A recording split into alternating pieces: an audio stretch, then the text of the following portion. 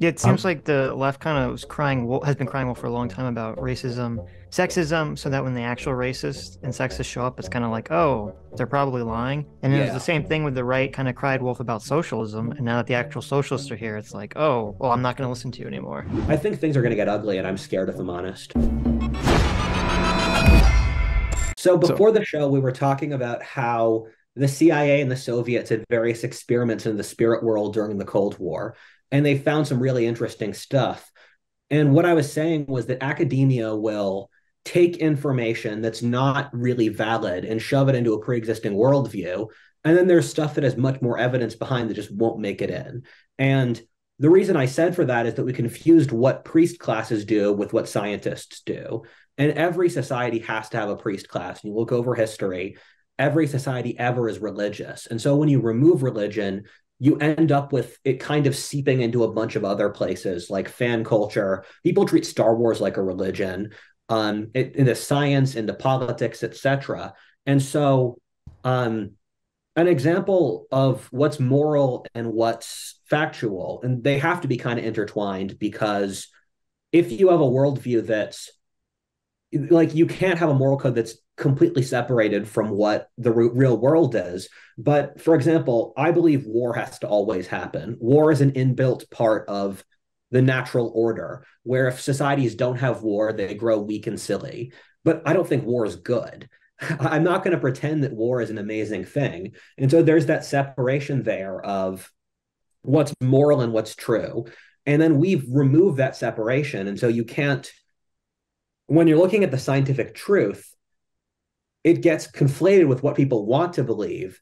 And then once those two need to be separate. And if you don't make them separate, they mess with each other. Where if the science isn't allowed to see the truth, it'll basically be corrupted. And what you end up with is people manipulating both for their own personal gain. And I think that's what we've done in our society, where we've basically created a religion around what gives people with college degrees the most power. And I think, I mean, this is I a use basic I intro. I use think that that's basically thing. the left. I think Look, the left is a religion based on giving people with college degrees more power. yeah, I use that. You said that in a video, and it really just clicked for me. And I mean, I think I have it in my notes somewhere. I have mentioned it more than once. Yeah. The that theory that leftist politics is really just about empowering college Because graduates. I think it's this totally interesting it idea. But just wait, just to go back to the war thing just for a second. Like, is there another means to do it? I mean, people often say politics is war by other means. Like, I would hope as the future goes on, we can find a way to maintain our strength as a culture without actually, engaging in tribal warfare. It depends on what time frame you're looking at. And for me, because my speciality is history, I look at things over thousands of years. And over that perspective, there's no way in hell we don't have a war.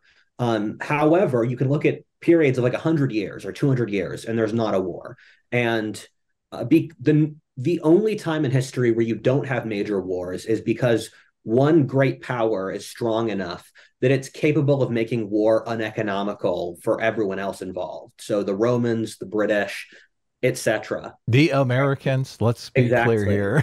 And um, interestingly, over the 20th century, um, we've seen alternatives to war, where the fall of the Soviet Union, decolonization, and the reason most people get scared of war is by how traumatic the world wars were. Because when people predict the future, they always go back to the last alternative and think it's the next thing. But because the end point of the world wars was that millions of people died, the European continent got fried, we nearly had a nuclear holocaust. But I don't think that has to be the future of war. And so, what I've said in my videos is I think that if we have a major war, um, it'll be a decentralized, more limited war, and that sort of thing. It's not the horrible world wars that can wipe out a society in 4 years. It's more something where, like, for example, in the 1700s, you could trade with or go on vacation to a country you were at war with. And that's a completely different. What? Yeah, for real. Like people were, That's crazy. and back in the 1700s, people would literally have dinner with the opposing army before the battle because they were all gentlemen and it wasn't personal. Wow. Okay. That's kind of crazy. And so when Huh. people think of war, it doesn't, there's only two eras of history that have these giant, like, empire breaking periods. Um, and that's something that we don't really think about today because when we think war, our first thought is nuclear Armageddon. Hmm. Well, let's so another thing that we talked about before the stream started, which I think people will be interested in, is I was saying that I think we have a lot of overlap in our book selections. We mentioned The Righteous Mind. You had said quite equivocally that The Righteous Mind had changed your life. You want to talk a bit about that? Yeah. I really loved The Righteous Mind, and it really changed how I viewed the world. And the reason, for those that haven't read it, and I really want to bring John Haidt in my podcast, what John Haidt does is he studies the psychology of politics, where he goes through that there are these six pillars that all societies have to differing degrees, and they're ingrained in our biology based off certain biological self-interests. And these include liberty, harm, fairness, authority, and purity. And different parts of the political spectrum pull on them. And human nature is 90% irrational and about 10% irrational. And we choose different irrational points to start from. And then we use rationality or rationalizations to justify where we end up. And that really changed how I viewed the world, because beforehand you have this idea that the right and the left are these, you didn't really have a frame of reference to understand why they were different and what they were really about. And that was a big turning point for me because you could suddenly see the architecture behind these different beliefs. And also I could compare it to other historic societies, because you can go back and compare certain political views to pre-industrial religions. And that was really a big turning point for me because I was able to kind of deconstruct the worldview of both the right and the left on a more on a more clinical basis. Right. Hmm. Are you familiar with? I actually want to ask you about this because I want to ask you, how do you define the right versus the left? And Yeah. have you seen Haidt's kind of right-left moral foundations breakdown in history? Or is it like a recent thing? Interesting. Oh, great question. Sorry about the background noise. My neighbor's mowing his lawn. We can't hear any of it. Zoom actually Oh, cuts a lot of that stuff out. That's incredible. So yeah, it no, sounds Zoom is great. I was fantastic, worried yeah. about that. But That sounds awesome. so these things, the right and the left today they're broad coalitions that don't really have a shared. They're not like back in Stalinism, where in Stalin's Russia, everyone believed the exact same thing, and if you didn't, you were shot. Where the right and the left are broad coalitions that don't really share that much. I see the left as a descendant of Gnosticism, and that's kind of this kind of schizo rabbit hole that I've seen a couple of other people fall down, where Gnosticism was this ancient religion from the Middle East, and it was kind of its own thing, but it would latch on to Judaism or Christianity or Islam or other religions. And it's kind of like if you split Christianity and Buddhism, where Gnostics believe that the world is an evil conspiracy by the devil. And for people listening in the audience, wait till the end. I know this is going to sound weird, but suspend disbelief for about a minute, where Gnostics believed that the earth is inherently evil and the world is an evil conspiracy by Satan to basically torture souls. And then there is this secret God that gives people this hidden knowledge, and that the people with the hidden knowledge can realize that they can become gods and then break the evil conspiracy. And this was a very common belief, but it wasn't able to gain widespread adherence among the majority population. So it kind of bumped around secret associations. And it was big in the Middle Ages because this was a very religious society where every educated person knew religious philosophy. And then it was big in the early modern period. And then Hegel, these people would use certain terminology to make others aware that you were a Gnostic. And Hegel used a lot of this terminology, and Marx based it off Hegel. But if you look at the left today, people study people's beliefs at two-face value and not realize what is this belief getting and what is the underlying worldview. And for the left, their underlying worldview is everything is an evil conspiracy that we have to deconstruct. And we are the people with the hidden knowledge. And thus, anyone who disagrees with us has to either be evil or stupid. And this is one of the things I see with the left. The right is capable of believing that its opponents are just misguided or are people who are intelligent with different upbringings that came to different conclusions. And so if you also look at the left, they believe the second that they win, the world will become a utopia. And that belief structure only makes sense from a Gnostic framework because the Gnostics believe the world's an evil conspiracy. And once you remove that, you'll be living in a utopia. And so the left, I don't think the people involved knew what they were doing. These were ideas that were kind of in circulation. And over time, they evolved into it because these are ideas that are very psychologically palatable. Mm-hmm. And so one of the things with John Haidt is that the left has 2 or 3 psychological foundations. They care a lot about harm. They care a lot about liberty. And then they've recently become obsessed with purity. And it's funny that the radical left is the most obsessed with purity of any population in America, or maybe even the world. It wouldn't surprise me if woke people are more puritanical than the Taliban, if I'm honest. I don't disagree.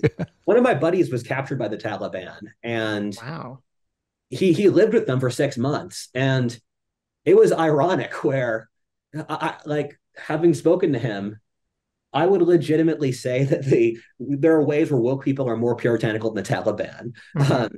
But the thing is that with the left, they come from this worldview where everything is an evil conspiracy.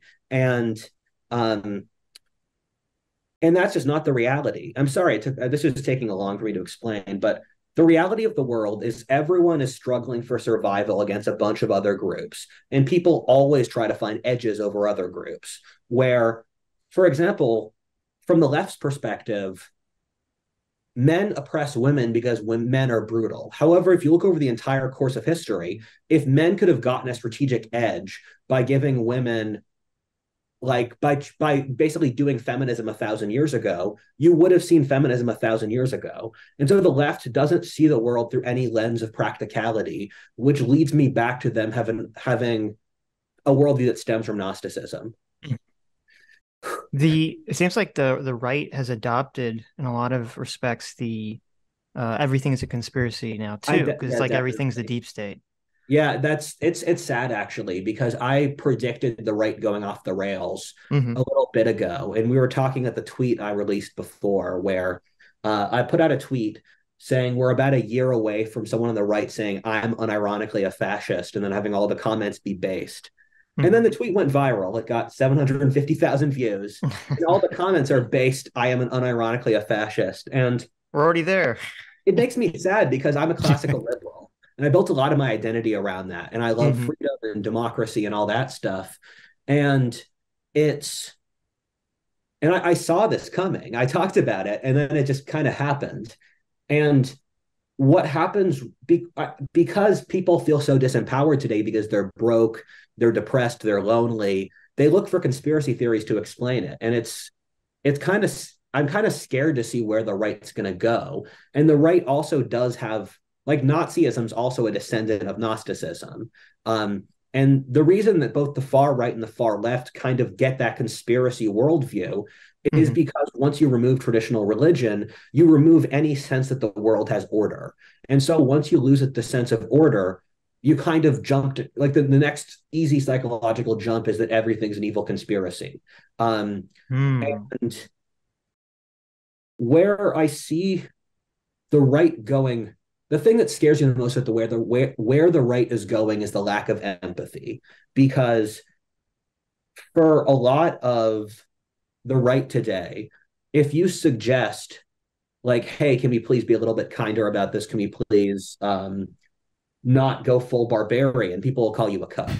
Right. And the left boy who called wolf the right, where I saw this for like 10 years. I was thinking about this where the left is the left's top dominant strategy is baiting into hazard, or basically annoying people so much they do something dumb. And um, I think that that's probably the left strategy, where they're trying to basically bait the right. They're master baiters. They're trying to bait the right into doing something crazy, but they don't seem to understand that the right's military power, the right controls all force in America. The right has the military, it has the police, it has the gun owners, it has the resources, the internal transportation. And so I think things are going to get ugly, and I'm scared if I'm honest. Mm-hmm. Yeah, it Um, seems like the left kind of has been crying wolf for a long time about racism, sexism, so that when the actual racists and sexists show up, it's kind of like, oh, they're probably lying. And it was the Yeah. same thing with the right kind of cried wolf about socialism. And now that the actual socialists are here, it's like, oh, well, I'm not going to listen to you anymore. And it's funny. I think a lot of socialists are better served on the right than the left at this point. Because one of my friends said, Really? there are loads of people on the MAGA right who would Hmm. have positions that are identical to that of a member of the American Communist Party in 1930, Jackson where big, Henkel, big perfect corporations are example. terrible. The rich Yeah. are grinding us into the dirt. Yep. Um, the um, giant multinational corporations are destroying our culture. And um, something I've had this debate with my father for like 5 years, where we were talking about, is the right or the left a basically an unconscious vortex that acts on its own, or is it run by a small cabal? And the conclusion I've come to is it's both at the same time, and that the small cabal is in competition with the social justice vortex. And I think over the last couple of years, with like, the left has become more corporate, and so you're seeing a lot of these choices made by the top cabal, and then because of that, the right has been able to become more populist. And at this point, I don't really see the American right having any real identity. It's just people who aren't part of the left. Hmm. Well, let me Just give you. Oh, what were you what saying? I just want to ask on the fascism conspiracy brain thing. You mentioned that you thought it was economically driven. I think a lot of people, obviously they call it the culture war. They think it's philosophically driven. But I'm often torn. I think the philosophy and the economic conditions are intertwined to Definitely. some respect. Obviously, how you conceptualize your economic conditions, philosophy can help make better or worse. But I do think a lot of it is ultimately has to be driven by economics. Uh, What is your take? I definitely agree. I mean, everything's everything. It's why I make 40-minute video essays. If the answers were easier, my videos would just be, people are poor and they're angry. Done. Yes, Um, totally. Yeah. but I mean, it's history comes and goes like an ocean current. And when the storm smashes up against the beach, when the waters are ready, there's a lot of random flotsam and stuff from further out that get washed up. Hmm. And we can actually predict when societies have revolutions through economic data. So the underlying driver is economic. And there's this really cool data scientist named Peter Turchin who has a computer model that his stuff's amazing. He's been able to predict the Russian Civil War, the French Revolution, the fall of Rome, the fall of the Roman Republic, the Black Death. You're talking about elite overproduction, right? Exactly, Yeah. where um, he controls for three variables: inequality, average wages, and elite overproduction, which is basically people trying to get into good jobs. And using those three variables, plugging it over history, he's been able to predict when countries have revolutions and civil wars. And that and so in 2010 he said that we would have that in 2020. And so I don't think most Americans realize how rough, I mean, the lives of Americans economically are rough, but I think it's compounded by a bunch of other stuff, like the breakdown in community, religion, shared culture, etc., where people aren't starving, but because we've removed those shared things, people don't have to be starving to have a revolution. And I think the economics is pushing this to breaking point, and then there's a bunch of other variables that make it worse in different ways. Yeah, I know you're a James Lindsay fan. James Lindsay did a podcast on this elite overproduction thing, and it was before I had encountered Turchin's I didn't know Lindsay talked about that. I just got it from Turchin. Look, I DM'd Lindsay, and Lindsay hadn't read Turchin either. He just came up with it on his own. But Lindsay was in the PhD program, and he could see the elite overproduction like firsthand.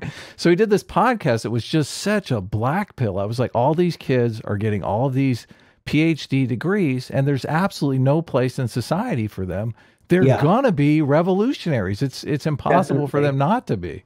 I saw that at age 22. I mean, I'm age 22, and when I went to high school, I didn't know how to explain this stuff, but I could intuitively pick up on a lot of it just looking at people's lives. And I grew up in Pennsylvania, which is part of the Rust Belt, and so that adds another degree of desperation to things. But I'd see people working really hard in high school, and I didn't really do that. I was kind of an edgelord in high school, and I didn't try that hard. Based. Way to be. Smoking weed in the bushes. Yeah.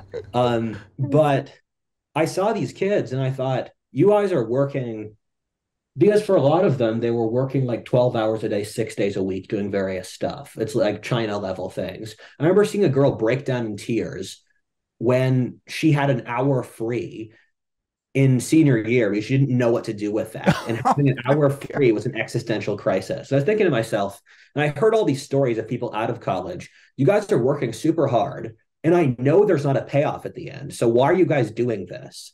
And I worked hard on, I remember I had a calculation my senior year of high school.